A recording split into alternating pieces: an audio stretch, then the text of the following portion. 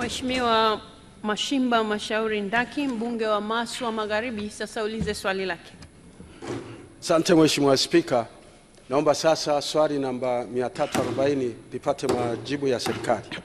Mheshimiwa Naibu Waziri, majibu.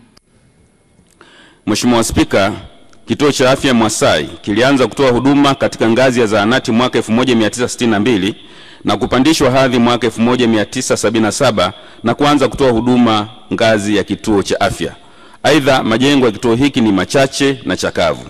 Mheshimiwa Spika, katika mwaka wa fedha 2024-2025 serikali imetenga shilingi milioni 250 kwa ajili ya ujenzi wa jengo la wazazi na jengo la upasuaji katika kituo cha afya cha Mwasai.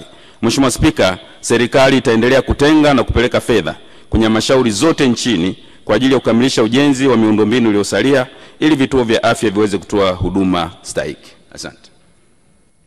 Mheshimiwa Mashimba Mashauri Ndaki, swali la nyongeza. Mheshimiwa Spika, naipongeza serikali na kuishukuru kwa kupeleka fedha hizo shilingi milioni 250, na asubuhi hii nimehakikisha kupitia mkurugenzi wangu kwamba fedha hiyo imekwisha kufika.